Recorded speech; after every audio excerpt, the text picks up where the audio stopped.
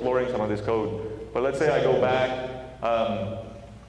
One of the other really cool things is while you're exploring this, I can double click on a particular node in my graph, and since I generated it from my application, you can go straight to the source code and read what source you have. So let's say you figured out, you spent all this time exploring this, and you figured out that you need to change the create method, or you need to understand how the create method works. So it's great to have the graph, and it's great to see some of these dependencies, but wouldn't it be nice if you could actually understand how the create method works specifically? So one of the new features that we've added in is this ability to generate a sequence diagram. So let me kick that off, and I'm just going to select some of the defaults here and let that go. So, are you guys familiar with sequence diagrams? UML? UML for the most part? Some people? Great. So what we do here is we actually, cool, huh? That's pretty cool. We actually analyze your source code. We actually go through all the source that you have, and we give you a picture. Actually, I'm going to scroll back out, so maybe I'll just move back here. But we give you a sequence diagram for your source code. So in this case, for those of you that aren't familiar with sequence diagrams, the lifelines, these things, these lines going top to bottom, represent objects, represent instances of objects in your source, in your code. And the methods, these things, these lines between these lifelines are methods. The messages in UML. Now this sequence diagram is UML 2.1 compliant. There's actually a bunch of other UML diagrams that we'll talk about later. But this one is actually generated from your source code. And the reason why that's important is because we try to give you a picture that looks like your source. If we were to crack open a DLL or things like that, it's harder for you to look at how that relates to your source code. But we give you things like, here's the create method, and it calls the validate. We actually give you the line of source code along with it. So here's a loop. This is a UML2 way of representing a loop in there. And here's the for each that you're using. And you can kind of scroll through there and actually explore that particular method in some detail. So especially when you want to change that method, you understand all the objects that participate in there and the various methods between them. So that's something we're really proud of, and that's I'm going to wrap the architectural features for now based on that.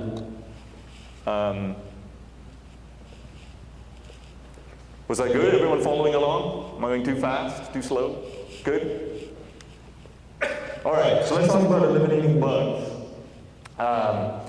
There's a book called The Hitchhiker's Guide to Lean, and it really talks about how every process, any process that we go through is made up of these 5 steps. And I'm sure anyone that's gone to any sort of amusement park, I don't know what the big ones here are, but you're all familiar with this kind of process. I mean, a lot of it really sucks, but you kind of wait in line forever, and then you get close to the ride and you set it up, and then the really fun part happens for a little bit, and then you move on and you just repeat that. But the fun part is just that little bit, right? And what ends up happening is a lot of times to improve something, we always concentrate on the fun part.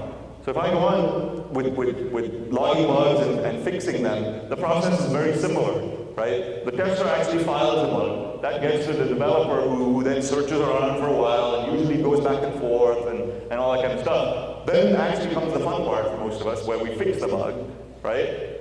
And then you assign it back, and then it's set to the environment, right? Most of the tools in the past and most of the things we've always focused on is that bit in the middle, is the run. We figure out how to make your developing life easier, we find the bug faster and stuff like that. But it's really important to concentrate on all of them, because there's a lot of value to be had by fixing some of these other things, by improving them. Because if you improve it across the process, you make everyone's life easier as a team and they function better. So one of the things that we've added in as part of that, and you'll see a little bit of this in the demo, is the test manager.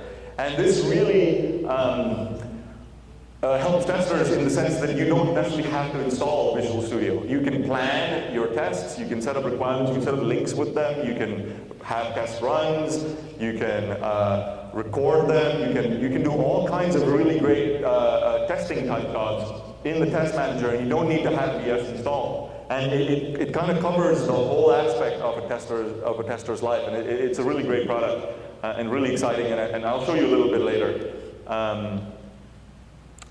So we talked about this concept of an actionable bug, right? What makes a bug? When a tester logs a bug, a lot of the bugs that even I see inside Microsoft, the person says, this doesn't work. I mean, what does that even mean? I don't know what that means. According to me, it works. But then that kind of problem is really common.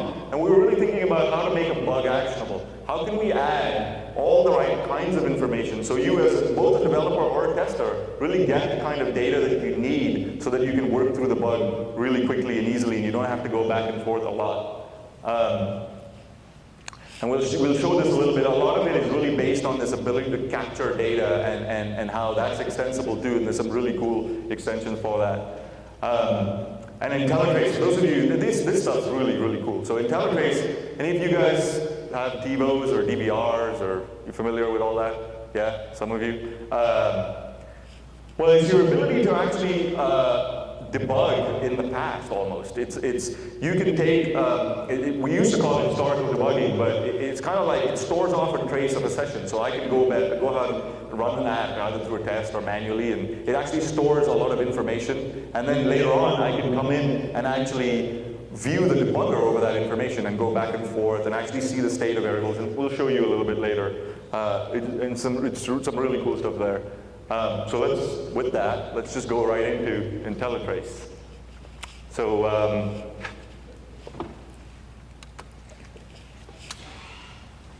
let me switch over. Do I need VS? Yes, I do. Close some of this stuff down. And I'm going to go into Team Explorer and find one of my bugs here.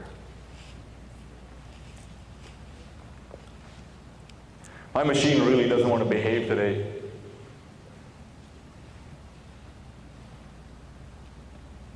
All right, there we go. Okay, let me open that up. So the bug title is not really all that important, but the bug title basically says an unhandled exception was found while booking a flight. So we were talking about Blue Yonder before. And the tester logged bug saying that they were handling an exception. So if I go down, the rest of this bug looks pretty familiar for those of you that have used this. But down here is where some of the really new, cool features have been added. One of those ideas about creating an actionable bug is getting the right kind of repro steps. What did it take to reproduce this bug? I want all the details. And over here you see like a really complex set of repro steps, but in all the detail that they should have. You know, click the book a flight button and what the expected result was, and whether the test actually, that part of the test actually passed or failed. But here's another really cool part. You can actually get the video. So what we do is while the test is running and through Test Manager we record a lot of the data. So the repro steps is one form of the data in the action log, but the other one is the video that we use while you're logging that. So for instance, I can click on this particular part of the video, and I won't go into this in too much detail because I don't know if we have a detailed session on this later. Do we? No? Okay, well. So this will go by really fast, and notice the video jumped right to that point. Okay, and he clicks on the search and it blows up. Okay, that went by quickly. But what was really important there was I don't have to watch the entire video. What's really cool is that this part of the, this part is actually indexed, and the video, while we create it across the board, the timelines are indexed. So you can go to a particular step. In this case, I know that step 4 failed. So I don't want to see the entire video. I can just go to step 3, click on that part of the video, and get to the point. But that's really cool. So let's go into one other thing, one other aspect of data collection here.